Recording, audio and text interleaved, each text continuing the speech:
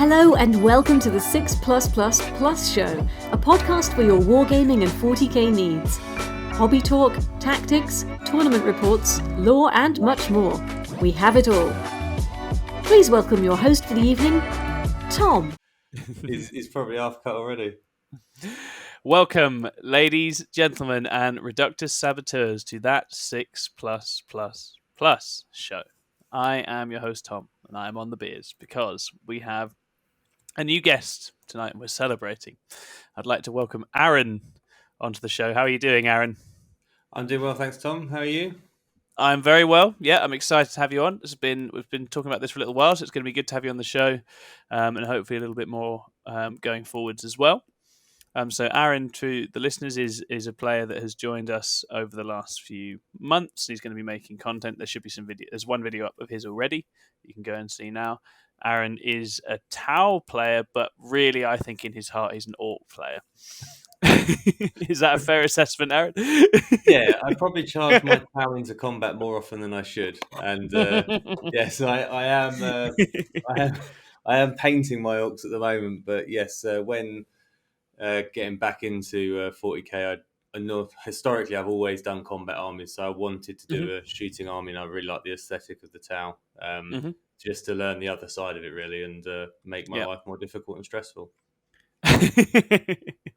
Yeah, I mean, I think it's good to do, and it is funny. Yeah, different types of players do like different things. Like we've got Lee Churchwood playing guard at the moment, and he's finding that quite unnatural as well. Some people just have a more sort of combat oriented style, but I think I'm looking forward to seeing what you do with the Orcs. You've got some very beautifully painted Orcs that we've got up on the socials all the time.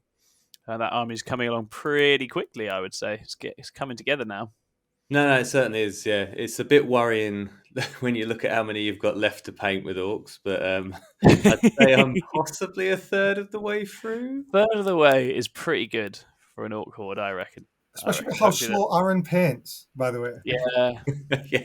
It's perfectionist, though, isn't he? They come out looking very nice. Absolutely very nice. Thank you.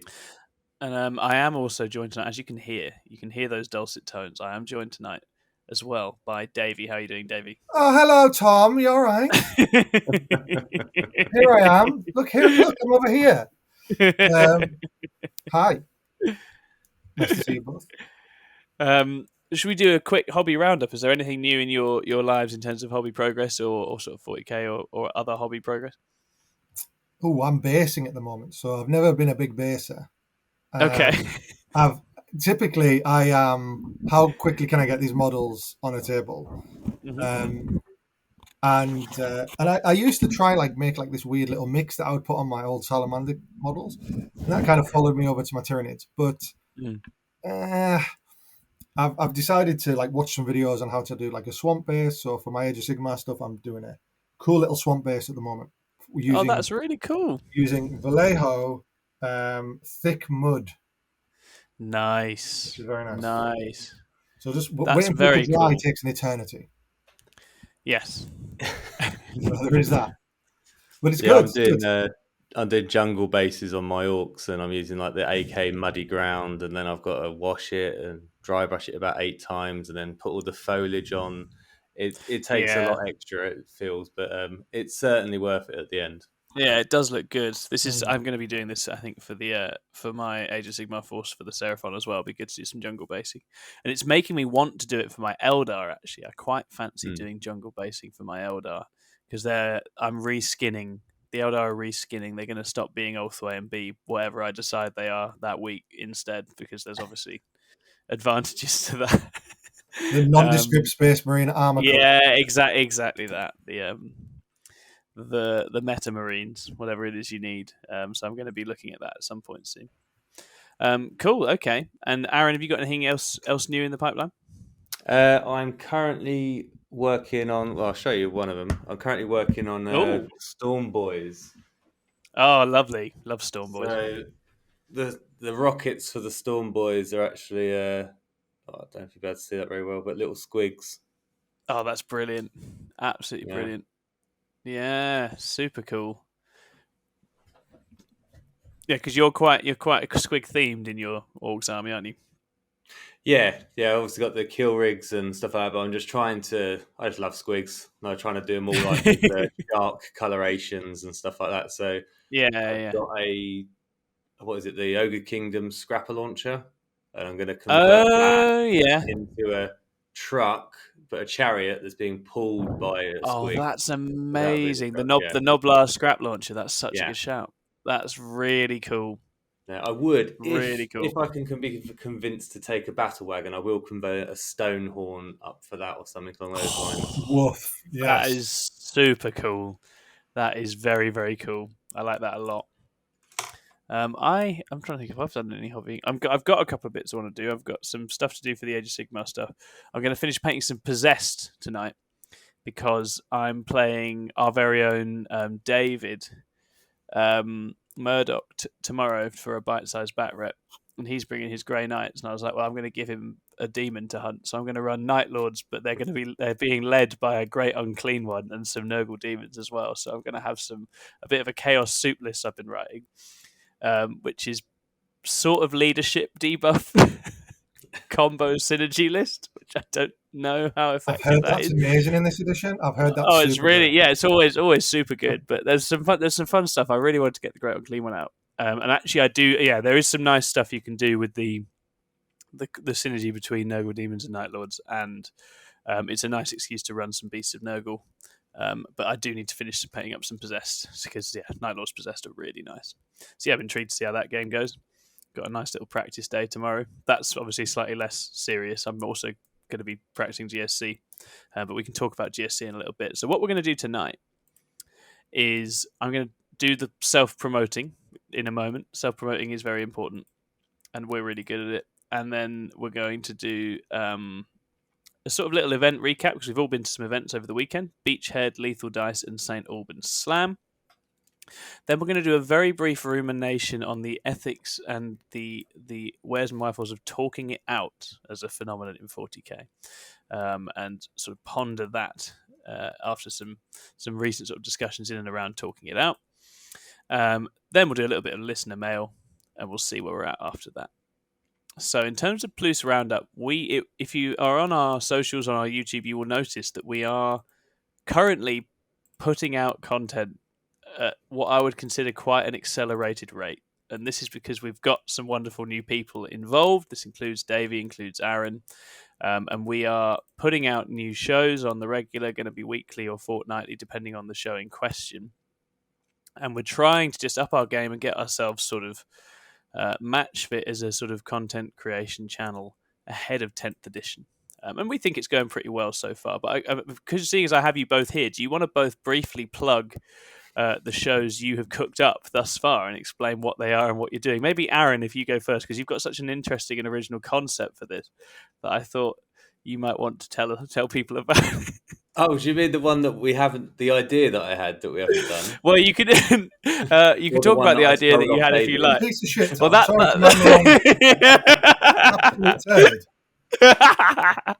Yeah, no, I was stirring the pot there. Obviously, Yeah. Okay, Davey, you go first, and then we can talk about Aaron's ideas, both real and imagined. Well, look. So, hey, come and listen. Do you collect Tyranids, or are you vaguely interested in Tyranids, or do you just Hell have yes, I 20 am. minutes spare?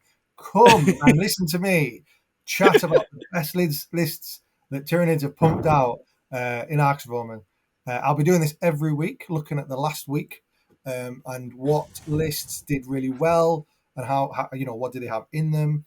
I'll try and pick out the best 3 lists from GTs. I won't be doing RTTs because there's more barriers to success in a GT. And then I'll also look at the absolute legends they're taking lists for the weekend ahead that have a little bit of spice about them, or even are just memes, because we all love a meme. So yeah. Actually, my first episode, I talk about a chap who took just all the monsters no one ever takes, like Haruspecs. I can't think what the other ones were off the top of my head now, but like really random monsters. And he I think he went 4-1 or something. Like the guy was a hero. He went 3-2 or something. But fair play to him. Like great job. Yeah, amazing. But you know what? I love my background is quite like I did theatre at uni, things like that, and being able to do a YouTube channel is something I've wanted to do for ages, and being able to like just talk to people. The feedback's been so nice. Everyone's been so lovely. So thank you very much. And I'm just super psyched to keep doing it every Monday, as long as Chris edits it for me, because I know I can edit somewhere, and he might kill me by the end of Arcs of Omen. Yeah, this is Chris. Chris is, you might have noticed Chris isn't here tonight. That's partly because he's having a well-earned rest, because this has meant a lot more editing work for Chris, which is obviously both good and terrible. Probably we're going to have to share that editing workload a little bit down the line, but we're trying to up our game a bit, aren't we, and make it so we've got, presentations and slides and things going on that it's a bit less of a faff for him than it used to be. But thank you as always, Chris, for making all of these dreams a reality. You are the hero that we deserve. And yeah, go and watch it. Bugwatch is funny. It's good fun. Davey knows Tyranids inside out. We're going to fall out at the end of this show because one of our listener questions is about how good Tyranids are. So me and Davey are going to have a full blown argument about 50 minutes into this show, which you can look forward to. But he loves his faction, and it's really fun actually seeing in all the comments, all the Tyranid players rallying around and shouting about all the different things they're doing and trying at the moment. And so it's a really good place. So Aarron, tell us about your highly original concept. So I did. I saw David's Bugwatch. Thought that's a brilliant idea. I thought it was really good, and I thought the best thing to do would be to refine it. Make it Oh yeah, refine it. Okay. I thought I'd start with some original artwork. You have. I want to shout out Sean Catewell because he messaged me saying, "Can you make sure that Aarron is the artist for all of the channel art from now on? Because it's so beautiful. You've got your little drawing, and if you ever see Aaron's towel, it is his exact scheme. He's got like sort of fish tank sort of foliage on the basing. He's drawn the fish tank foliage on the thumbnail. It's beautiful. It's really, really good. Really, really fun." But yeah, similar to like obviously Davey's, like it's such a good idea and it's a good way of getting some interaction and output. And just I look at the lists anyway, same as Davey looked at them. So why not try and turn something into it? So I, similar to Davey's Bugwatch, done Expanded Empire for Tau, and exactly the same. I go back, I look at the best performing lists of the last month and the ones ahead. Similar things, just picking out different pieces that people are doing. But fantastic. And obviously there's another concept that you had cooked up that we will be releasing at some stage over the next few weeks. Do you want to outline sort of the ins and outs of that? Obviously, I don't think we've named this yet, have we? I don't think we've not sort of come up with a full name for the concept. No, not a full name, but we were speaking about potentially doing some more faction-specific matchups when there's changes in the meta, like obviously Arcs of Omen and stuff like that, and try and have a sort of burst rundown, say for Dave, if we got Davey on Tyranids, and what are their worst matchups and their best matchups? Yes, and good. Maybe that sort of thing, and just try and actually expand on that, because they're those sort of outliers that you might need when you're actually going for games yourself. I think it's hugely relevant. Sorry, Davey, you go. Yeah, there's that. Sorry, it was that idea we had. It was kind of like Aarron had that idea, and it was alongside one I had about, I love listener submitted content, right? So like they send stuff in. So if they send a list in, for example, I had this idea like calling it "Fight Me, Bro," and it was like you send your list in, and we say how we'd go about beating it. And the reason why it's not for us to, big ourselves up saying, "Well, this is how I defeat your list." It's really so that you can take a look at your own list and go, "Well, this is how people look at it," and say, "This is the secondaries people would take against me. This is the weaknesses they think," and then you can be prepared when you take it to a tournament for those secondaries. Yeah, it's stress testing, right? Which is something we do as a team all the time, right? When someone sends you a list, you say what's good about it. You say what you think the weak spots are, the vulnerabilities are. That's what good teams do, and we want to sort of bring that thought process a bit more public and offer that out more for engagement and for fun with you guys. The matchups dimension is really interesting because I think so much of the 40k conversation about faction strength is, I would say, just phenomenally lazy and locked in on win rates, locked in on tiers, and completely misses a hugely important part of the game, which is the good matchup, bad matchup, rock, paper, scissors dimensions of 40k, which is, as a game is designed to have when it's healthy. a spread of good and bad matchups for every faction, right? So you might be playing your 60% win rate and wondering why you get absolutely smashed in by Grey Knights every time. And it might just be that Grey Knights are one of your worst possible matchups. And we can talk about these kinds of things, explore those kinds of things. Think about how you mitigate the bad ones, but also think about what your good ones are and how you really take advantage of good matchups as well. So yeah, that was in the pipeline. We're going to cook that up. We need to work out exactly what that looks like, but I'm very excited for that show. I think it has a lot of legs. Not just because Tyranids will probably feature. And we also have, what else have we got coming up? So we're trying to put out bite-sized battle reports very regularly. We've just put one out that's Custodes versus Drakari. This was a sensational game. It goes down to pretty much the last dice rolls of turn 5. It's two factions that Chris and I love to bits but haven't played much. Custodes, Chris played a lot earlier in the edition but was exploring and trying out Shadow Keepers for the first time. The sort of melee duelist type sub-faction, really, really good sort of anti-combat tech. And I was trying the Drakari and trying a very mixed arms list with lots of Hellions and Incubi and all sorts of things. And we absolutely kill the shit out of each other, have a very good time. It's got everything. Well worth a watch. And I'm also going to be doing a series on list writing. Which is called The List Doctor. I'm going to explore different list archetypes, different approaches to list writing, some of the common ones, thinking about what's good about them, what's weak about them, how you can deal with different ones that you play into as well. And I will be reviewing and doing sort of surgeries on a few lists every other week as well, and just sort of exploring themes people have put together and thinking about how they can build on and improve on that theme. I'm not going to turn around and tell you to take X unit or Y unit or just completely reconfigure your list. I want to work with whatever theme you've cooked up, but I will look at it and think, okay, what's this trying to do? How can I make this do this even better than it already is?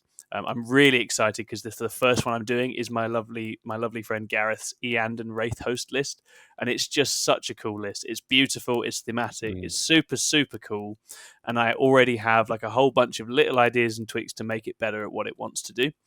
So I'm really excited to put that one out.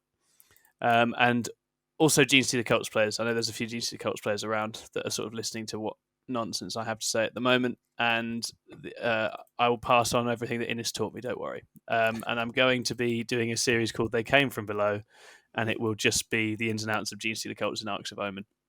And a lot of that is, it's just, budget Innes Wilson. Come get it. That's I can do that well. I can do that all day long. Very that happy. Should be on Instagram. Yeah, that's my tagline now. Yeah.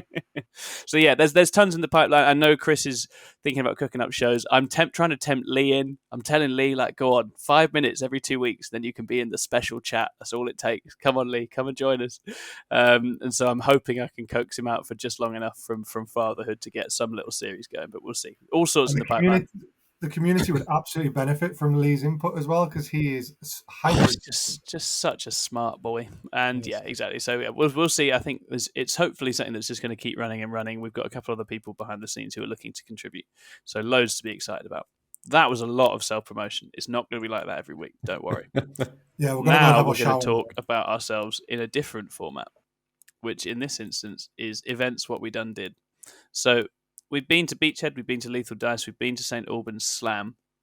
I suggest we start with Aarron and your St. Albans Slam experience. Aarron, do you want to just quickly talk through St. Albans Slam, how you found it, how your games went, etc.? Yeah, sure. So it's the first time I've been to one of their events, and it's only an RTT, 28 players, but the space is brilliant for it. It's like in an old scout hut, so there's enough space to walk around your tables. There's facilities there. There's tea, coffee, hot drinks, etc. Parking. So yeah, it's very, very good venue and setup. All of the top 8 tables or top 7 tables were UKTC terrain, and then the second half were UKTC plus a little bit extra here and there. So that was good as well to just be, because essentially a few of us like myself, when we were playing, we just set the missions up as per the UKTC books, so that it removed the hassle of trying to do it yourself. So I took my lovely fish tank Tau. And I went for a slightly different list that I've been trying out to try and take advantage of the change in behind enemy lines, because I find that a lot of Tau secondaries and plays really reliant on you taking your opponent out, and if you don't, then you can struggle with your secondaries or your primary. So I'm trying to find sort of more passive secondaries. New Stranglehold. Oh yeah. Yeah. So because of that, I've got like a 4 and a 3 man unit of Crisis. I've got a Riptide, a Hammerhead. I've got the Cold Star and the Crisis Commander. But then I've also chucked in the standard 2 units of Hounds. But then I've got a unit of Vespid for behind enemy lines, and I've also got 2 units of Stealth Suits. With the idea being that they can obviously start right at the front, and then just charge in or advance straight into the opponent's deployment zone if I get turn 1, and if not, I can move them across, and then I have Wall of Mirrors to put them in later on in the game if need be. Yeah, and I have still tried out a Sunshark Bomber coming in from from reserves. Now, I'm going to try my next setting listing, like when we're playing at the testing tomorrow, without the Sunshark probably, because it just one of those things that it did come in, like one of the games it came in and it was just a bit late. There wasn't much left for it to do. And another one was it just bounced when it came in. Yeah. So it's still very good. I just haven't quite figured out the best way to use it at the moment. And it's always worth just seeing what the same points does, right? Used in a different way and just testing it a little bit. Makes sense. But yeah, first up I played against lovely Ed Han and his Eldari. Okay. It was a really good game. It was very, very tight and technical for the first sort of 2-3 turns, and I just managed to turn the corner against him. I managed to. He took behind enemy lines as well and was looking to score it with his Wind Riders. So but because of the way he deployed, he couldn't get them in turn 1. So then I made sure that I took them out of the running, so he couldn't score that. And I think I reduced him to, a single score on that. But nice. Because of that, and just being able to sort of skirt around his combat with my additional speed, I just managed to stay out of the way for long enough to whittle him down and then push on to control it at the end. Very nice. So that was a good win for the Tau. Lovely opponent. And then I played Davey's friend Max in a Tau mirror in round 2. Again, it's like playing a game of chess almost, the Tau mirror, because it's like whoever exposes themselves first, if they don't kill what they need to kill, if they can't get back out of dodge, then that's where they have the issue. And because of that, I chose secondaries like what do I go for? Banners, which I don't not very normally take. But I just took that to try and force Max to have to come out for his scoring. Very smart. Yeah, I like it. And then I wanted to stay away from things like aerospace and decisive, because you've got to come across and get across the table to get that. Yeah. But then Max did take those 2. So I know where he's going to be. Yeah, I was able to sit back knowing that he was going to have to come out to get those items, and just waited until he hopped out, and then popped out myself and took some bits off of him, and then disappeared again. You used the anti-Tau game plan against Tau with Tau. I love it. Yeah, so that went well, and then finally I played against Louis with his Grey Knights. Yep. So again, pretty cagey first couple of turns, and then the big turn that I jumped out to sort of take out a load of his Dread Knights, I bounced very hard, and like I missed a fair amount of wounds and things like that. But then also, I think Louis he failed 3 of his invuln saves, and it's the 4-up invuln on the Dread Knights is brutal. And you're talking like, I don't know, something like 40 odd shots, 50 shots, with 20 to 30 wounds going through. Like, that's rough. That fell apart. I lost that one quite badly, which is a shame on the ranking side of it. But overall, it was a really good event, and I think they're planning to do one. Steve, the guy that runs it, really really nice guy, planning on doing one every month. Oh, great! Sort of creating their own miniature series. So yeah, that'd be fun. It's all UKTC, ITC points now, but then there will be almost like a league of people. So every time you come, those points keep adding up. That's fun. Yeah, that's really fun. Year. So yeah, but overall, really, really good showing. Nice place to go and do it, and that we can't always get the full weekend off to go to an event. So it's nice being able to pop to a one-dayer and actually absolutely on Saturday as well. Yeah, it sounds like a series I'm going to keep an eye on because being able to just have that one day booked in on a weekend when you've got other stuff is super nice to just stay sharp without having to go and do the entire hotel, food, everything else experience and spend all that I money. don't think I would have made it to the Super Bowl if I had a 2-day. No, absolutely not. I've got a question about the Tau mirror.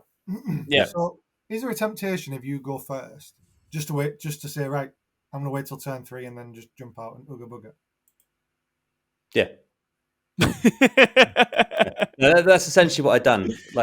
Because I knew he had to come out. Once I knew that was his secondaries, but also all I was doing was jumping out with like the Riptide and one unit of Crisis that I can then jump back in. So just any angles I could get, and I'd move into a different ruin to set up for another turn where I could jump out, jump back. But yeah, it's just that's what it is. It's just waiting and holding your sort of nerve against it, really. But because of Max taking like decisive action, he has to come out into the center or into the far corners to get those objectives. So I don't think you really want to be taking them in the mirror. No, that makes sense. Yeah, it sounds like you had a very good showing, and essentially we're playing off for the big boy spots as well. So that's really good. That's the position we want you in regularly now. That's where all those table 2. So I think I would have got third. That's it. Place. You'd have been right there. Been right there. Yeah. So that's a great place to be in. If you're in those positions, then you're doing everything right, and you just have to keep having those games, and then eventually wait for that bit of luck and that bit of magic to get those ones, turn those ones into wins. So well done. That's awesome. And Davey, do you want to talk a little bit about lethal dice? Was that what it was called? My dog's going off his head. I can't hear you, dog. Oh, do you want to go and manage the dog? That's fine. No, actually, he's quiet now. Cool, I can go. Cool. So I was at Lethal Dice, nice. Which is quite local to me. It's about 45 minutes away. Me, the Iceman, Rob Campion, Rob the killer, the cold-hearted killer. Rob the cold-hearted killer, and Ed Fawcett all went. Oh yeah. So just a little bit about this event. Very good event in terms of the setup. Like, it was a really cool venue, loads of space for tables, etc. Free parking on the Sunday as well. So it was £6 on the first day, but then free on the next day. So it's not too bad.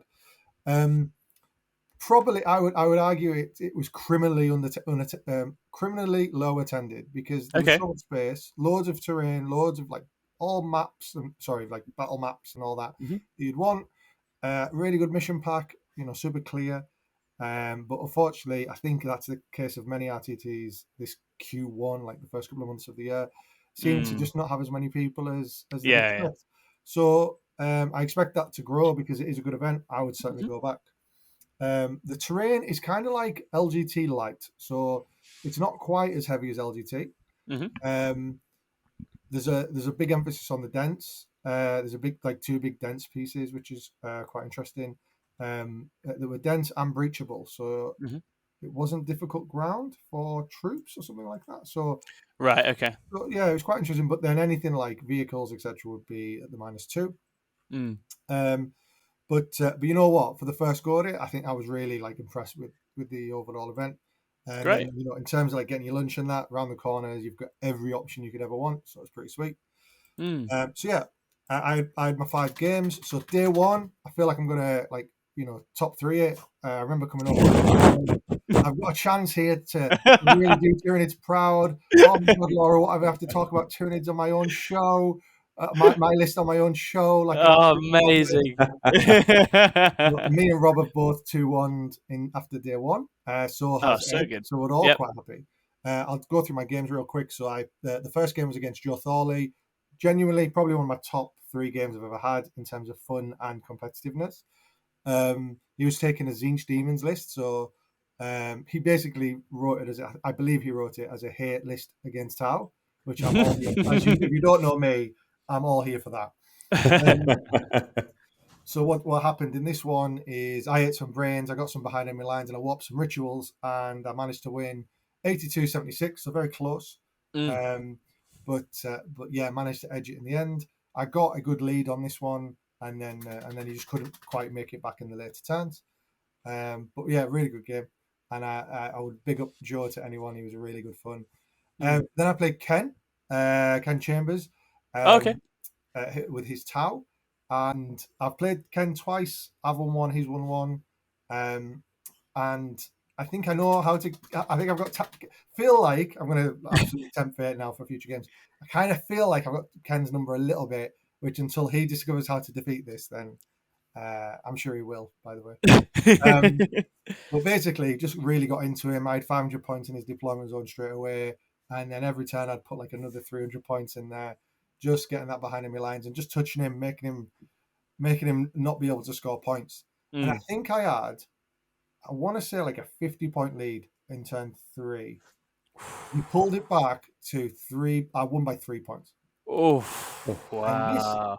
this, like it's unbelievable. Like the time matchup, you've just got to score early doors, haven't you? Yeah, you do.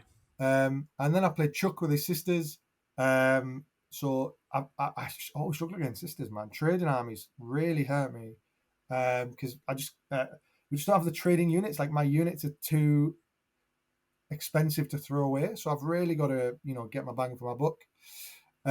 I probably split my forces too much and went after and tried to do too many things with it, whereas I should have just went after his I did go straight after his defend the shrine and took it off him for most of the game, and in the end, considering sisters have reasonably good secondaries and I have terrible secondaries, I was only behind by 2 at the end of the game on secondary. That's very good going. Yeah, but he absolutely smashed me on primary is what happened there, and yeah, I lost 61-86 in the end. And that was my day. I think Chuck, he didn't quite win it. No, I think he came third, and Joe came fourth. So, not bad. Yeah, very good. Then the next day, so I'm feeling positive, as I mentioned before. I went into Mark Perry with his knights, not the Mark Perry, because there is a Mark. It's Mark Perry, right? Yeah, I feel like there's an Art of War Mark Perry. Yeah, I've heard the name like before. The guy who wears no shoes and always plays orcs and smashes people. Worldy at the moment, I think. That would make sense if you don't like shoes. I think, to be honest, Aarron needs to stop wearing shoes and just play his orcs, right? It's time. It's absolutely time. Yeah. I only wear shoes when I leave the house, pretty much. So. He always wears shorts. If you don't know Aarron, he just he does. He does actually. Yeah. So yeah, again against Mark. Now my list doesn't really do much against knights. Again, one of the things I always do is fill to prepare to beat knights. But I give it a good go. And to quote someone who was watching, I played the shit out of my list. Oh, nice. I killed a lot of knights. But still lost on the primary because he got first turn, took over the board on Tide of Conviction. That was that. So I lost 65-89. And then I played some knobhead called Ed Forcer. I'm only kidding, Ed. You're a wonderful person. Ed is an absolute dream to play. I seem to play him every event, so I should know. He's lovely. He was great crack. And I lost 76-87. Oh, great game. It was closer than it should have. Closer than it deserved to be because on Hammer and Anvil retrieved the relics, and this was probably the only map I would say to the Lethal Dice guys, look, we need to have a look at this one because there was very little staging area. Like you can't get across this board. I think every tower player won their game in this round because it was just a disaster for anyone trying to get across to touch him. But it was a really good fun game. I did some quite cool tech things with the Parasite and Mortrex, getting through some screens by doing mortals to stuff, which was really that's feel good moment. But in the end, Ed did take it, so well played to Ed. And my 4-1 became a 2-3, and that was that. And that from was such great heights. Yeah, exactly. But at least I didn't need to talk about my list on my own show, so that was no. And it's a good showing in a strong environment as well. It sounds like you played some tough matchups on the second day, especially. Yeah, I played pretty much, I think, 3 of the top 5 out of the 22 players, which was quite nice. And maybe those are the great games to be playing, right? You want to play those games, so. Yeah, absolutely. So I was quite happy. Overall, I'm quite happy with it. It's fine. Yeah. We're getting there. Honestly, I think there is going to be. And this was Gorgon, right? Was it Gorgon still? Highfleet Gorgon. So I should explain what the list does. So yeah, it's all about Hormagaunts, auto wounded fires with full rerolls. I love it. Really good fun. But they don't do it into vehicles, right? Which is part of the issue with the knights. Yeah, they don't do it into vehicles. But you can. So I had to put in the Swarm Lord, 15 Hormagaunts, squad of Venom Thropes, and a Lictor into one of the big knights to take one of them down. And it felt amazing. It was brilliant. But then everything's left in the open, right? Just ready to get shot. So, Nice. And it's just trying to figure out how to do it. I don't know if it's a Maliceptor. If you watch my show, everyone's taking Maliceptors this week, so it might be, you know what, 9 mortal wounds every turn might just be. It is nice to have. We'll save that for when we come to our discussion about whether NIDs are good or not, because that was definitely one of the things I was gonna venture. Great. Okay. No, that sounds like a really good showing and a really fun weekend. And if that's a good event, that's another one to scout out locally in the future as well. 100%. So many good local events, man. Really. Yeah. We're so lucky to live where we live. Oh, we're in a really good spot. Really good spot. Great. And I was at Beachhead Brawl, which is a big GT down in Bournemouth, which I've been to a couple of times in the past. Really good events put on by the sort of South Coast series guys who've been putting on good events for a long time. 6 rounds, and you can play one of your rounds on the Friday in the afternoon, so you can have a lie-in on Saturday morning, which was big for me. That was very nice. Nice to not have to start too early on Saturday. But it is 3 games on the Sunday, which is would definitely be rough if you weren't looking after yourself. I had a very well-behaved weekend because I actually took Hannah down. Me and Hannah were down in Bournemouth and had sort of the evening together in the morning on Saturday. So, quick question on that. How many people took up the playing on the Friday night? I think there must have been 35, 40 players, probably. Interesting. About a third of the crowd. Yeah, I think so.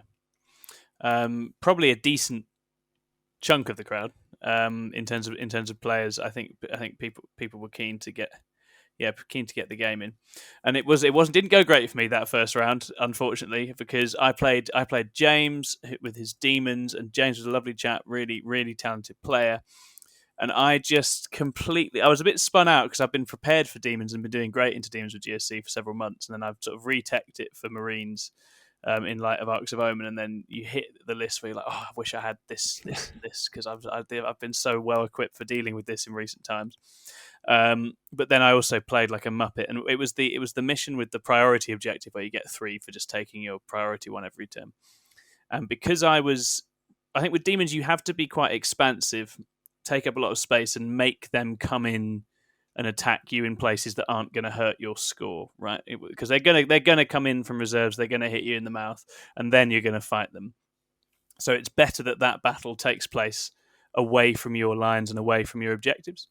But instead, I was very tentative, and I had all my sort of guns and counterattacks set up behind my objectives, and I just tentatively put some bikes out on the objectives, which meant that James saw this as an opportunity and just shoved a huge chunk of his army on my priority objective. 20 plague bearers were on their turn 2, which is not a good thing to have on your priority objective when you're like, this should be an easy 3 points every round and I'm not getting it. So in every other sense, we killed the shit out of each other. Both scored really well, but he just pulled away on the primary and won that one by about 15 points. So played it really well. I learned a hard lesson in remembering how to deal with the sort of the deep strike shenanigans. And I'll have a Clamavus next time, so you just can't deep strike within 12 of my home objective, you prick. I'll be there. I'll be waiting. We'll play again. But bad play from me, great play from James, and a really, really good game to start us off. I always play good players round 1. I just can't for the life of me seem to get away from them. And then the next day I played Votam, piloted by Miles.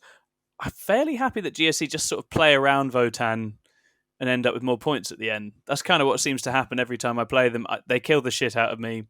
I don't let them have as many points as they'd like to have. And then I win by about 15, 20 points. And that happened here. And I'm still waiting for a Votan player to demonstrate that it goes any other way.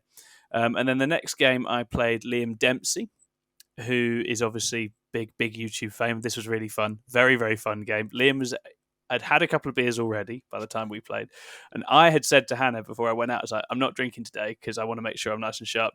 I've lost a game already. I want to make sure I'm nice and sharp for the rest of the weekend, make sure I go at it. And by the time I got to her for dinner, I'd had about 2 or 3 pints with Liam Dempsey and was sort of a little bit back on my word. But Liam was playing Chaos Demons as well, and he actually had the new Angron model. It's amazing. He was using that as Scar brand. And it was quite a similar list with, Flamers, Great Demons, and Demonettes, and various other different things. But he said to me at the start of the game, he's like, I don't know what your stuff does, and I'm just going to find out when you do it.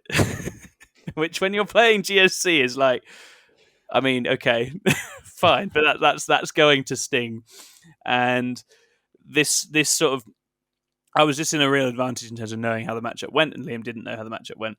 I did have a few bits of awful luck. Like I've got a 3d6 charging Acolyte squad who failed with a reroll, should have taken his home objective turn 2, completely messed it up, which made it a little bit closer, but I was able to pull ahead. We had a lot of fun with it. Liam was a really, really nice opponent, and that was a very, very fun game. You came like second, right?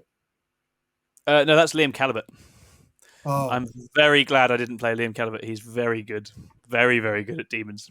He did take second place, Liam Calibert. Okay, good. Next day I had Guard, and it was like a sort of themed artillery list. Lots of field ordnance batteries, lots of mortars, lots of infantry, 30 Kazakin, so a couple of basilisks. And Matthew was the opponent. He was a really nice guy. And he played half the game really well, in as much as he blocked up the front with sentinels, and then he used his no deep strike order and screened that all out really well. And that was I was looking at it like, I'm just not going to be able to get into him. But what he hadn't done was protected his Kazakin well enough so that they weren't 12 behind the 12 aura. So I've got 24-inch guns. So when I drop in, I just pick up and kill all of his good shooting with my seismic cannons. And then there's a bunch of guardsmen in the front that hit me back, but they're not Kazakin, so it doesn't matter that much. And then I run the guardsmen over, and then that's the game. So it was a good match, but I think yeah, just a little bit. Matthew just needed to tighten up protecting his Kazakin for the later game. And I'm going to get an experience of that tomorrow, I reckon. I'm about to find out what happens when 30 Kazakin are used to perfection tomorrow, so we'll see how that matchup goes when that's the case. I had Votan again round 5. James, who is a really lovely player, and we literally just played the same game. He's got a couple of land fortresses left at the end, but not enough points, and that's the way that game goes. Danced around it. Picked up some bikes quite early on. Had quite a lot of fun screening out berserkers, and he did have a bit of bad luck on his charges in places, so I think this would have been closer otherwise. But then my final game, this is the spicy game. So I played Raphael Harbinson, who I know to be a very good player because I've seen him around all sorts of events doing really, really well. Always tends to be on Imperium type armies, and he was on White Scars. And I think this was the best game of 9th edition I have had in this current year that we're currently in. In as much as you've got White Scars, super fast, punch you in the mouth. Gene Sealers pop up everywhere, shoot you in the face. Completely different armies doing completely different things. On Tide of Conviction, where the first-second dynamic is really profound. So he's going first, which means he knows if you let me do me, I will get 1 million points at the end because that's just what's going to happen. I'm just going to flood the objectives at the end, stop him getting the points at the end for the objectives. And there's a big end game swing, which means he has to play so proactively to stop that. And he just throws White Scars into me all game, just chucking these big squads of Van Vets and Terminators and all sorts. I've got all this stuff coming in. He's got Rabute Gilliman in the list, which is a fun bit of additional tech. And I was like, are you doing Abaddon? And he was like, yeah, I'm doing Abaddon. That's what it is. It's that have the big angry guy stomping around just to add a problem to the situation. And it works really well. He does the exact same job. You can definitely use him as a sort of little stompy Abaddon in your list, just causing problems. He's not quite as good, but he's definitely good. And I made a couple of mistakes. I gave the Kellamorph away round 1. I was baiting him onto my home field because I was like, I'm going to not get primary for a couple of turns. I'm just going to have to kill him off and then get my primary later. But I gave him the Kellamorph as well as a squad, when the Kellamorph should have just been in reserves and come in behind and just helped. Because later on, I drop him behind. I'm clearing off his backfield. I'm taking his back objectives as he's coming forwards. But between that, meaning I don't have as much killing power, and me just not quite getting across quick enough at the end, I don't quite have enough to reach his third backfield objective. If I reach that, I win by a point. I don't reach it, I lose by 2. And I think I needed like a really long rerolled advance to make it, and I don't make it. So super, super tight. It is worth saying at one point, we were joking, he had loads of like storm shields and stuff, and I was like, are you going to be one of these people who rolls 4-ups? And then my Acolytes went into his Terminators and just killed 5 of them. They just all failed their 4-up in ones. And he was just like, no, I'm absolutely not, as it turns out. So I had a bit of luck. I think if that flank hadn't folded, he might actually have been in a stronger position, because that did mean I just locked in his top left really early in the game. But it was just so good. And it just had all the things I think that can make 9th interesting. Very different armies, very different scoring patterns. A mission where one person has to go big early, the other one's going to catch up later. All of those things, that, if they all come together, can make the game really interesting. And and yeah, just came out on the wrong side of it, but had an amazing game. And it turns out he's quite local to us. He's in Milton Keynes, so I will be playing Raphael again because that was a cracking game. So thank you very much, Raphael. And then I finished up 14th, which was a decent placing, and so close a little bit higher. But yeah, a good showing, and enjoyed it. Well done. You should be very proud of that, Tom. Yeah, no, I'm chuffed with that. I'm very chuffed. How many players was it, Tom? 120, 130, yeah, I think. Really good. So I mean, GSC scores super well. What I'm finding is you place really high in your win bracket because you do just score these high 90 results with GSC. So they're a dream for placing well at tournaments at the moment. But yeah, didn't quite make it.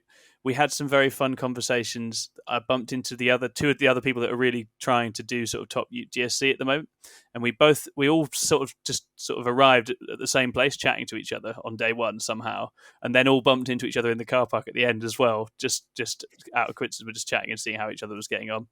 And Nicholas did really well. I think he came 6th, running a similar list to me.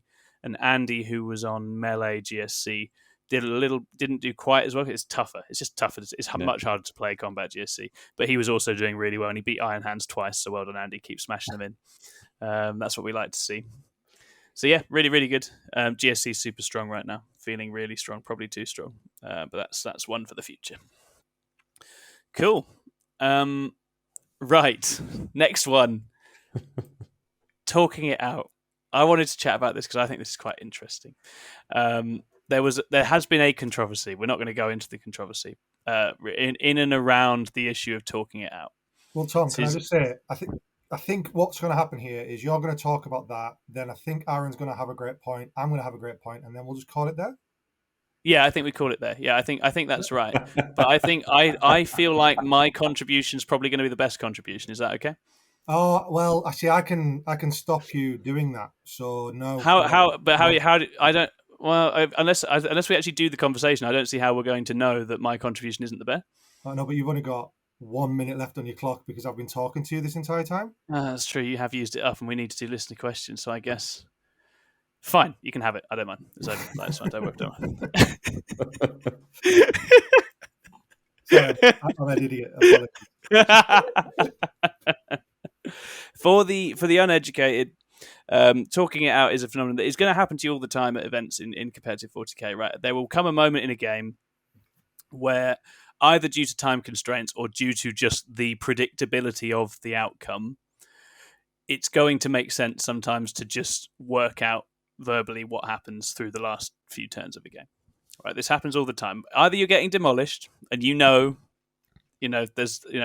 done here. I don't really want to play with my 2 characters and get shot off the board by a tank next turn, or etc., etc. Or you're in the ascendancy, and your opponent, you can tell your opponent's had enough, and you don't want to put them through that. Or you're running out of time, and you both have a very clear sense of how the game should go.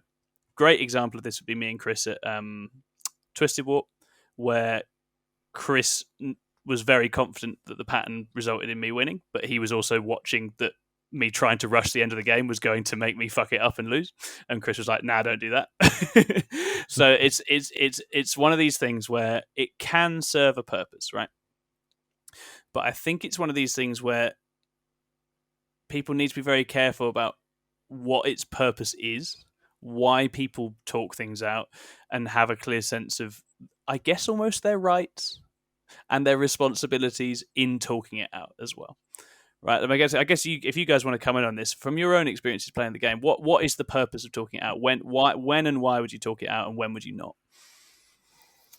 I think from my point of view, it's the only time I do it is when I'm not having fun anymore. Yeah, absolutely, completely. No, but that's totally relevant. Exactly, yeah, so exactly. If I'm getting absolutely rinsed, that means beat for our non-northern viewers. Yeah, when you're getting really beat and there's no hope, and actually you're just like, I would rather not be here. And we've probably all had that feeling at one point where it's just like, well, I'd just rather not be in this situation. Yeah. You can go, look, let's talk it out. What do you think would happen now? What do I think would happen now? And you just go that way. However, you're not allowed to take that stance if you're winning. Like, your opponent can beat you. You're not allowed to go, yeah, I'm winning by 2. Should we just call it that? Yeah. Like, you just can't do that. Exactly that. So for me, the use of it is if you are conceding, essentially. Yeah, it's to facilitate concession, right? Absolutely, absolutely. in a way that isn't costing anyone points. Because remembering that every point you get in this matters for your overall score and placing in a tournament, right? And so if you know the pattern of the game, then being able to work out what you actually both get is very useful, because it means you're not just you're not just cutting 30 points off your score just for the sake of it, right? Yeah, because it's absolutely not fair against your opponent as well. Because if you just go, No, oh, exactly, you're winning exactly by 40 that. points, I'm just going to walk away from the table now. Then your opponent's stuck on 70 points, and maybe they're going Exactly to that. get 100 by the end of it. Like, that's not fair Yeah. either. So Exactly that. And again, it's 9th edition. It's very schematic. You know exactly what someone is capable of scoring most of the time, right? It's pretty obvious how an army, with the resources it's got left, is able to score on these missions. It's not particularly hard to work out. But as you say, it's something that should happen when one player sees they're defeated and wants to bring that process to an end quickly. Right? What do you think, Aarron? Yeah, I agree totally with that. Like, the right way to use it is you're conceding, you're like, let's just rack up, figure out what the points would be. But like you say, sometimes it comes about when you're about to run out of time. Yeah. As the rounds coming to an end.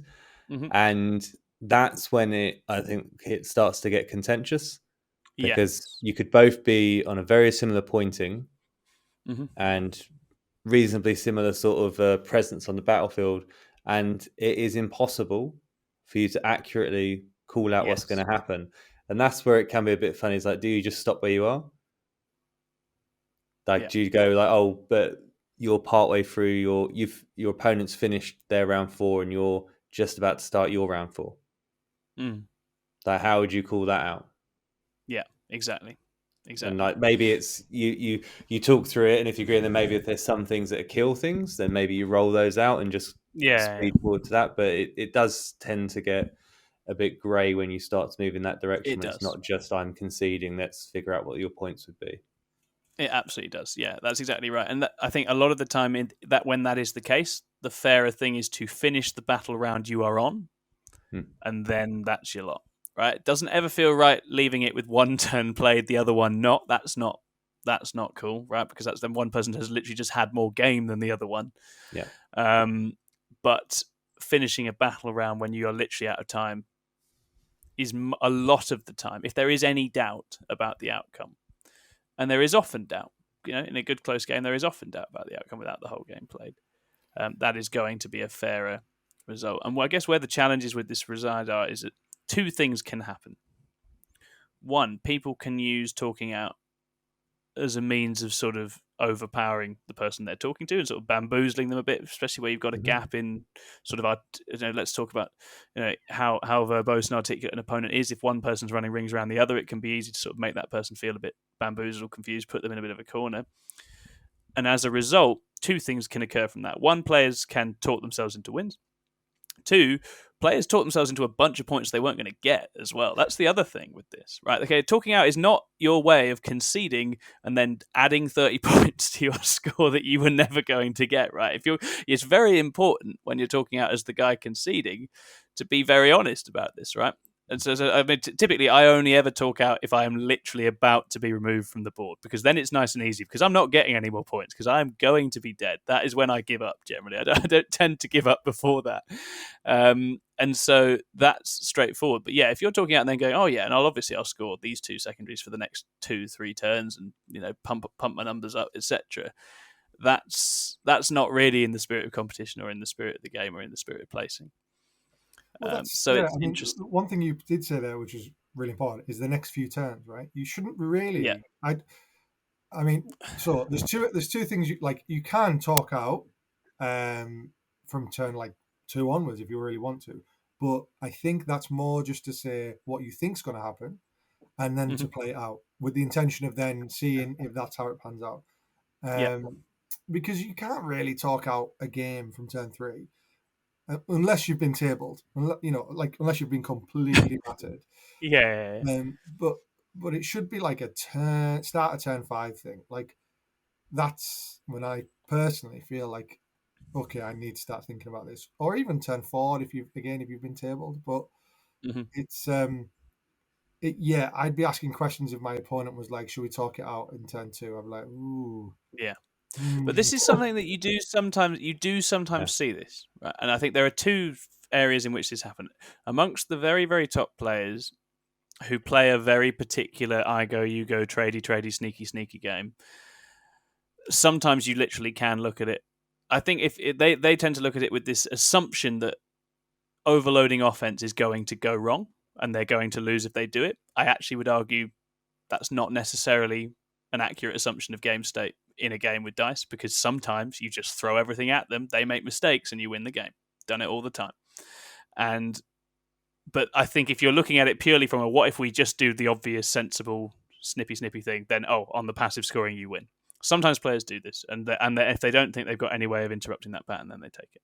It's not how I would necessarily choose to do it. But I think one of the important bits of context with this is obviously, you're often at events where you can be playing 40k for like 15 hours. That's a lot of time.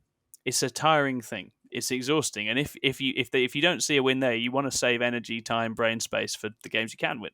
So I do understand that. But I think there's all the risks we talked about, very inherent within trying to do that. But I think as well, Tom, where you said you can have players trying to talk in and add extra points on that they might get, etc., and people that are being very dominant in the conversation. I think also you've got the risk that you could talk yourself into a loss if you're not confident in it as well. Yes, absolutely.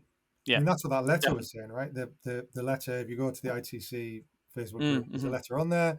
Won't say anything else about it. I think the fella who got done is the nicest guy in the world, like one of the nicest guys in 40k that I've ever played anyway.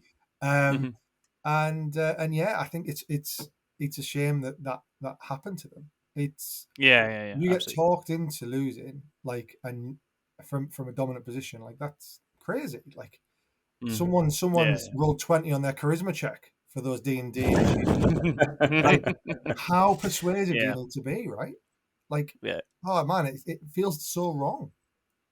Yeah, it's absolutely one of those areas where I think, like a lot of the grey areas or the ethical waters in 40k, you need to go into it in good faith and with your opponent's interests at heart, right, rather than your own. And if both players are doing that, it will be fine.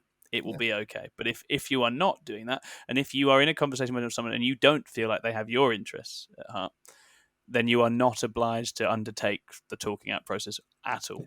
Absolutely. And that's where a TO being involved is fine. End of battle round being your solution is fine. Yeah. And I think that's, it's one to be careful with. Davey probably knows more about this as well. So Davey used to play a lot of Magic, and so did I. And there's a big push in Magic. So it's like, just call a judge. There's nothing wrong with calling a judge. What you're doing is removing the decision and the argument from you. Exactly. Having an official come over and say it. And then also, if you don't agree with what the official has said, you can ask to get the head judge to rule on it. Yeah. But the point is, you can totally remove the situation, any any bad feelings towards your opponent or yourself, but there still seems to be a bit of a stigma against it. It feels like when there shouldn't be. Yeah, not at all. It's a super funny one. Like, by the way, thank you for outing me as a Magic player after I've outed myself as a D&D player on a 40. I'm officially the biggest nerd here, right? You big dweeb. I am a massive dweeb. But yeah, I mean, in Magic, it's Magic as well. It's more obnoxious. You will literally sit there in a group, and someone will put their hand up in the air and go, "Judge!" Like it's almost like this mark of pride to be able to call a judge, and that's accepted. That's totally fine. In fact, I actually think it's easier to go and get a judge because both of you go, "Can we just go and ask a judge? Do you want to come with me and go and ask a judge?" And we'll just make sure you're totally clear. And then what will happen is you'll get to the judge. The judge will say, "Can I come and see your table?" Because they always want to talk at the table. And rightfully so. Yeah. You'll both get there. It'll be sorted, and there's no hard feelings. You don't even not at all. Confrontation. Not at all. I remember, like in some games, we've had judges come over 4 times, and it wasn't even like confrontational. It was just like, should we just check that? Should we just? No, it's conversational. Double check that. That's cool. Is that all right? And he was the same with me, and we had a great game. But it's complicated. There's a lot of stuff to check. There's a lot of things to to sort of need assistance with. Absolutely. Yeah, it's not chess, is it? It's No. I was describing this. But I had dinner with my cousin on the Saturday, and he and his wife had actually come in to Beachhead and come and said hello. And I was like, basically, yeah, it's like if you're playing chess, but there are 30 colours. That's sort of like the basic way of starting. Like if there's 30 different colours and you're trying to allow for all of that at once, and then obviously twice as many pieces, and then it's nuts. There's a lot of stuff going on. And pieces can come on from the side of the board or come into the middle of the board without you knowing. Yeah, like 5D chess. 5D chess. Yeah. So it's definitely an interesting one. It's not one. Don't worry about talking out. There doesn't need to be a stigma around talking out. Talking out has a place, has an important place for those who want to concede in a game, and that is specifically what it is for. I think one thing I would definitely say about talking out is both players, before you even begin talking out, should be very clear together where they think this game is going. That is already being agreed, right? This is not a let's talk it out and see who wins. This is a you've got this. Let's figure it out. And if both players are agreed on that, then it's fine because that's the goal you're working towards. It's straightforward enough, right? Yeah, because if it's too close to call, then like you say, it should end at the end of that battle round. It ends at the end of the battle round if you're out of time, or you play to the end, and that's the way. And I think you can be on any side of this argument, and everyone wins, right? Because if you want to talk it out, then you can request that, and if you don't want to talk it out, you just say no. And yeah, exactly. What's your opponent going to do? And you're not rude. You are not rude for doing so. It's not rude to want to play on. Absolutely not. Man, imagine going to the Las Vegas Open from a European country, and then the opponent going, "Should we just not play the last 2 turns?" It's like, hang on, I'm paying about £100 a turn to be here, pal. You are going to sit and enjoy this game with me. What exactly that. Exactly that.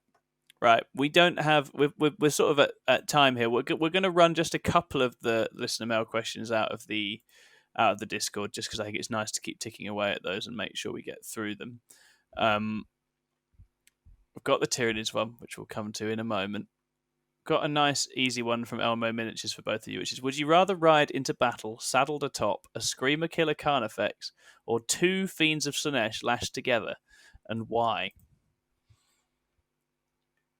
I'd have to be on top of a Screamer Killer Carnifex because it's just full speed ahead metal. Yeah, it's just that's a good way to go, isn't it? At the end of the day, I like 1 foot on each fiend with like a lasso, just like some cowboy shit, right? Yeah, that sounds pretty cool. Yeah, that feels like that one. That's not why you want to ride a fiend, Davey. Then we've got Paint Celestine. With the new Battle Brothers rules, who do you think are the winners from taking allies? Do you see any Imperial armies willing to break mono-faction bonuses to include Votan? Battle Brothers. I think GSC are probably the biggest winners there. Yeah, completely right. We were talking about it before the show. GSC are the big winners, and this is something I'm certainly going to be exploring now, following on from some very interesting lists people were sharing in the Discord earlier on. So thank you to the people sharing that and discussing it with me, because it's a no-brainer. Like, forward deploy is not something GSC have. Rattlings or Sentinels give you that by plugging in a guard detachment. Artillery, if you were being a real tosser, is also something you could plug in from the guard codex, right? Chuck some mortars in just to really exacerbate that shooting problem. So I think GSC definitely benefit, but don't want to overdo it because your secondary game ultimately depends on you having a lot of GSC units. Yeah. So it's I think GSC can benefit from having, I would say, no more than like 100, 150 points of guard, but you could have a lot of fun with 100 or 150 points of guard. What's that, 2 or 3 Sentinels? Yeah, exactly that. Yeah, very nice, very useful. And as I say, having seen how Sentinels are being used to stop me do what I want to do, very nice to be able to prevent that and allow for that, and also helps deal with things like drop pods, etc., etc. Does anyone else want Battle Brothers? Knights? Would that work? Yeah, I mean, I can see some lists like Custodes bringing in the Armigers, just to get a bit of firepower. Maybe some Chaos Space Marine lists bringing in some Warhounds. You might get a bit of that. It's very efficient shooting. Yeah, but I mean, I don't think. I don't think it's all that it's cooked up to be because of the potential downsides to your actual secondary game, etc. It doesn't Completely agree. That. Completely agree. Yeah, and I mean that for Votann, for example, like, yeah, I don't see it. I don't really see what Imperium armies gain from having Votann in when the secondary game of all of the good Imperium factions right now depends very heavily on using their units to do certain things. So if you have the land fortress in, they're just killing all the stuff when you need to be killing it with other things. That's not very helpful. Would be interesting to see it tried. No, exactly. And that's it. You lose a lot of what makes Votann good. So when I first saw those rules, I was livid. In fact, a couple of people, I know Lee Jones was also livid. We were like, what the hell have they done? This is a horrific mistake. But actually, they got it right because you could do it, but it's not going to make you better. They got it right. The only thing I don't think they got it right. I think they got it wrong because it just doesn't work, but they still wanted to try and sell Votann models. They tried to make it work. Because that competitive play, unfortunately, is an extremely binary thing. If it works, it's the only thing anyone does. That's the problem. So it has to not work for it. It has to be something you can do, but will be worse. Otherwise, don't do it at all. And that is exactly what they have done, I would say, with this, pretty much. But then why do it? For fun. Why not?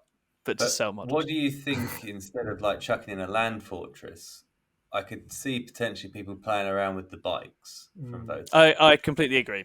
I think from Votann, the two things you'd want is either the bikes or the berserks, just for something really funny for combat, to just have your trade piece at the back there, and you can come on in and engage me, but I'm going to put a fight on death berserks into you, and then that's the end of it. So yeah, no, I think it's an interesting question, but I think as the meta develops over the next couple of months, we'll probably see some people sprinkling things in. As I say, GSC and Guard, that feels like that's going to be happening. Yeah. And some of the others we'll have to see. And we'll wait and see if Abaddon ends up everywhere as well. That's the other thing. Is Abaddon going to be in all the World Eaters lists when they come out? Because I think he can run with them. That's kind of an interesting one. It might be the only place you see him because... Yeah, well, you're not going to see him in CSM. They have. They're all demon players now. They love demons. They're big demon fans. We've got a quick one from Will Steal Your Jeans. Now that GSC are regularly hitting a 60% win rate, what sort of excessive nerfs will the faction see in Q2? No nerf for a 60% win rate faction is excessive, Steal Your Jeans. We will take the nerfs that we deserve. If your faction is too strong, it gets nerfed. That is deserved. Every faction I've played that is too strong that gets nerfed deserved it. And we will have to take our punches. It's a good time right now. Just enjoy it while it's good. Don't worry about it when it's bad. I don't know what you do to it. I think the raw power is clearly in that 4-trait custom cult combination. So you definitely hit that. Probably, and this is not a popular thing to say, Gene Stealer cults shouldn't be shooting like Space Marines. Industrial affinities shouldn't exist. They shouldn't be able to ignore modifiers to hit with those guns. Very simple. I don't think industrial affinities should be in the book.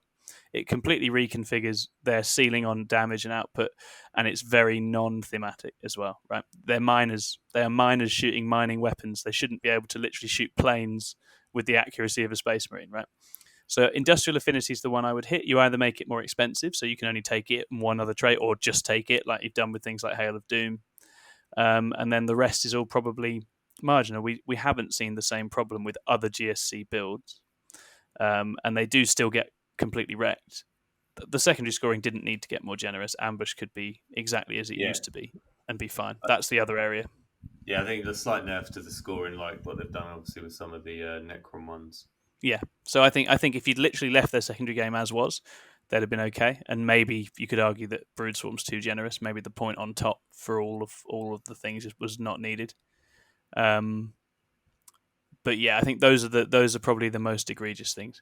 Because again, it's that same effect, right? I don't like building GSC purely around industrial affinity. It's not terribly exciting to just be building a sort of shooting efficiency list. That's not my calling as such.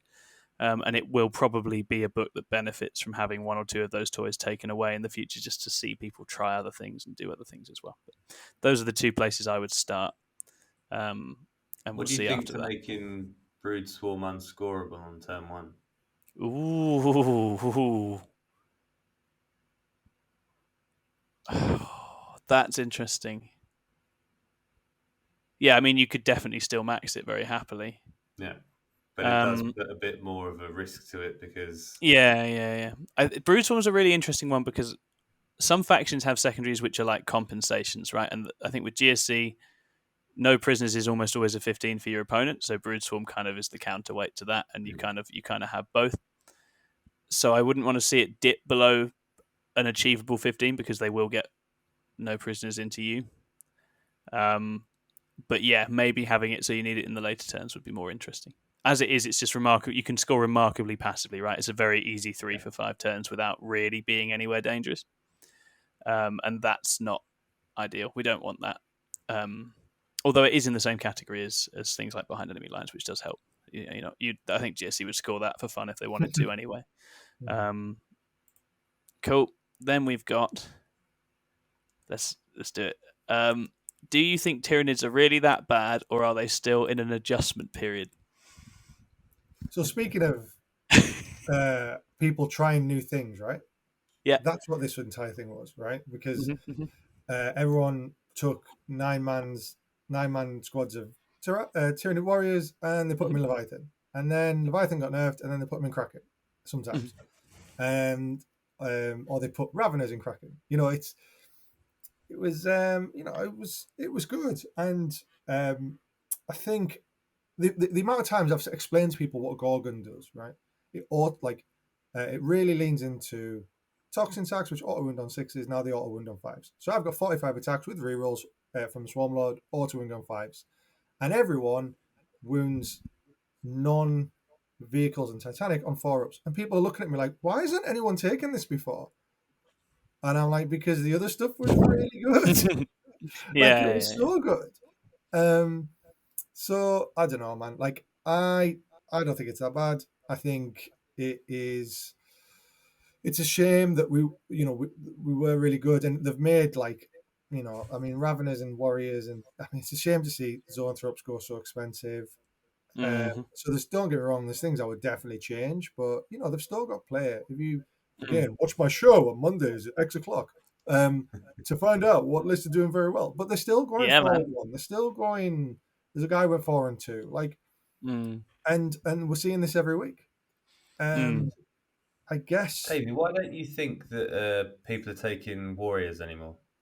Because for one, you have to do massive cerebral maths to figure out what's on them and then how much it costs for each option. For the fully souped up squad now, it's like 120 points or something, which is what you could buy 3 Venom Throps for. So they're just too expensive to have the Death Spitter and double Bone Swords. So, for example, you just find different uses for them. So, for example, in my list at the moment, the Venom Cannon's got a really long range, like 36-inch range or something. So you put use your Tyranid Warriors as a backfield objective holder, but then shoot things and use a CP to Shard Lure to get better charges. Because the Tyranid Warriors can do that because they're a Synapse creature with a ranged weapon. So you do find people taking them, and I've seen other people take other variations of equipment. I'm not entirely sure what they're doing with them. So if you just take the bog standard 90-point unit that has Devourers, 5-shot Devourers, so 5 times strength 3, no AP weapons, it really is a massive 15 shots of doing not a great deal. Even in Gorgon, when you're also wounded on 4s, you're still no AP. You're shooting into a lot of Marines in cover or things that have 2-up armors. You're just sad face the entire time.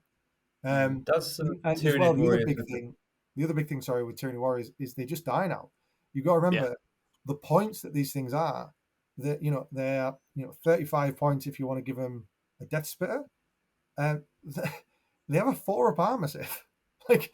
These guys are dying, especially in emergency Marine. Everyone, you go to events, you don't see as many Marines as we thought we'd see, and that's because everyone's bringing tools to kill Marines. What kills Marines? 2 AP, 3 AP, 4 AP. It just murders Warriors. So that's, I think, why the only thing you'll see is, except for this chap who I think I've got either performed well at the weekend or is performing well at the next weekend, he's taken 2 times 9. But again, with Rending Claws, so it's +1 strength, -3 AP, which is not bad. but you don't get the extra attack, I don't think, so the 3 attacks each. It's a lot of points to invest in a squad. Mm. Because I was just thinking, like, it sort of sounds like you were saying, like, in your game against the Knights, like, some Tyranid warriors with bone saws probably would have helped solve that problem for you. Yeah, so I can't think how much they are. I don't know. I feel like they're like either 10 points for 2 of them or 5. I can't remember, but it's a lot of points to invest in a unit that if a guard player with a mortar aims at them, he's wounded on 4s and I'm saving on 4s. And you know, it's like, it's just super sad face. But I do get what you're saying. I think there's other ways to skin that cat, and you just need to figure them out. So yeah, it's tricky. I mean, even the gaunts, right? So I had 1 squad of gaunts in that night matchup, killed 2 armigers. Because you've still got strats that can help you do this, right? So if you got that 15 squad of Hormigants that auto wound on 5s and 6s, they do 25 auto wounds on average, and then you overrun them behind a piece of terrain after they've killed it. Next turn, you charge out and kill another one. Like, it's take a home objective, get 3 points from behind enemy lines, and actually that unit is 135 points. 135 points has done all that work for you. So I get, like, there are ways around it. I mean, people are taking Shard Gullet. Every list I looked at this week had Shard Gullet, which is strength 12 -5, 5 damage, 3 shots from a Hive Tyrant hitting on 2s. You know, like, we've got ways to kill stuff. It's just I wasn't clever enough to take any of them. No, the reason I was asking about the Warriors and that is obviously quite similarly, I suppose, with the crisis suits, where they keep putting them up and putting them up.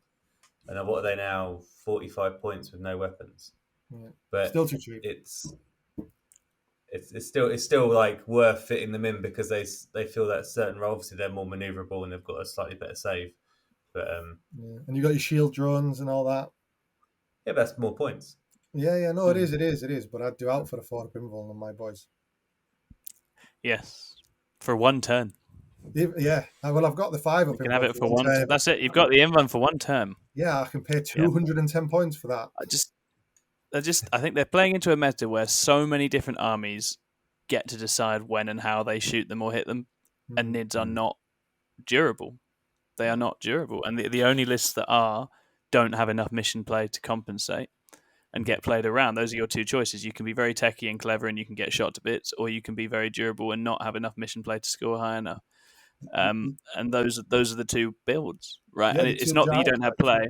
They're quite like Drukhari. In many ways, Drukhari were in a similar spot off the back of their nerfs, where it's like they're very good at the things they're good at, but they now cost a lot. You don't have as much stuff as you did, and ultimately you are fragile. You're a glass cannon army in lots of different ways. I think the loss of the psychic capabilities from playing into them in restarts, that seems to be the huge miss for me. Things like zone throats being gone, the fact that you're no longer like this psychic battery that can just put stuff out. That was a phase in which they were really powerful, a tool that they had that other armies didn't have, and now they don't have it, or a lot of the list don't look to have it or exploit it in the same way because it's just too expensive to run it. Do you think it would have been better? Yeah. Do you think it would have been better them instead of, because wasn't it a ridiculous points increase on the? Yeah, it was huge, ludicrous points increase 70 on a bug unit that does 6 wounds of a specific kind, and then doesn't do anything for the rest of the turn. That's all it does. That's its one function.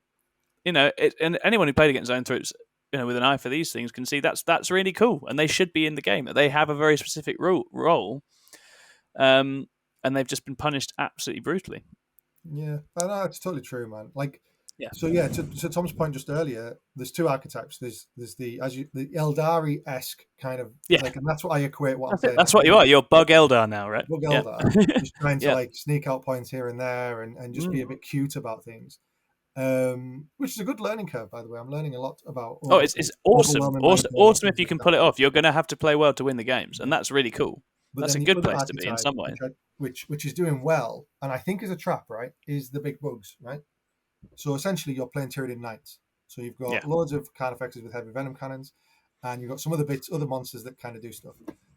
Think of it as bug knights. What they do is they stat check your opponent, and they can either win or lose at the start of the game.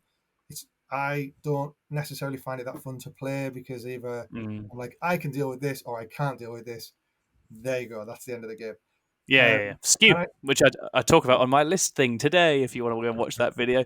The problem with Skew is, if they can answer that question, you don't have a second question. Good night. In the bin you go. That's the issue with it. And a lot of Skew players are like, I'll get my couple wins, and then I'll lose to anyone with a plan for me. And that's not fun. That's not got a good ceiling. You'll likely go 3-2 with that, or you'll go 4-1. And awesome. Like, love to see it, right? But there's going to be one player who you come up against who is actually the top player who just goes, I can just work around this. Yeah. And unfortunately, I just don't. I think I'd rather be good with a like niche cutie list than good with a Carnifex list. That's my boy. That's my boy. That's what we like to hear. That's the good stuff. But that's absolutely right. And I think at the moment it's going to be hard to tell, because actually two things have happened. Nids have been nerfed, but also a bunch of stuff has been buffed.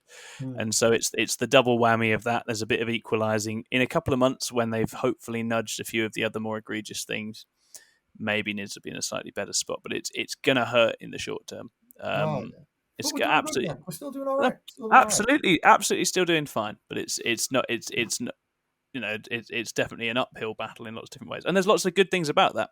And for Nids players who've had, the whole experience this edition, of all different stages of the wheel. I'm still need to finish this series I'm writing on this for Goonhammer. There are lots of good things about being in that position, because as you say, David, you have to play well. You have to squeeze every drop out of it. You have to go back and look at your book and look at your rules and find your tech.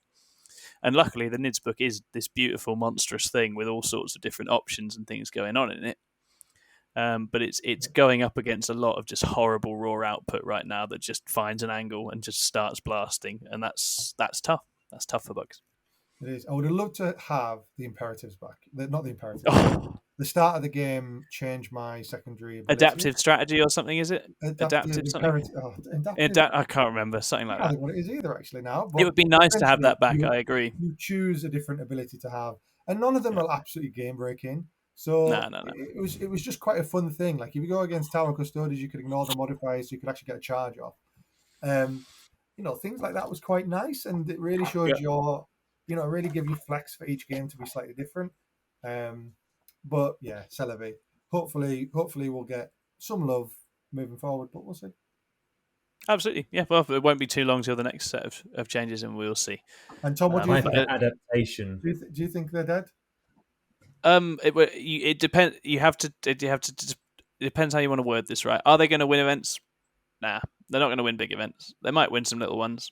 They're not going to win big events. There's just so much raw power in some other armies right now, and they are struggling.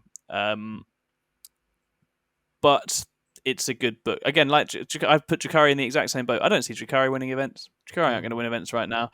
But they had a really powerful book that has been nibbled on. So there is lots of raw tools there and lots of raw power. And at the end of the day, if you play that well, there are things in there that can completely blindside someone. And Nids are no different. They've definitely got tools for doing that.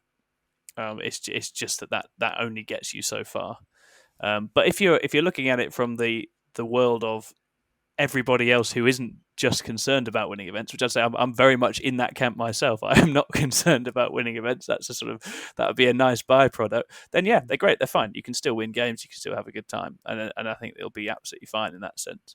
But they do have some rough matchups. They definitely do, and it's to put the finesse game that you have to play with them now is much more precarious. And as you say, it's Eldar, which is good and bad.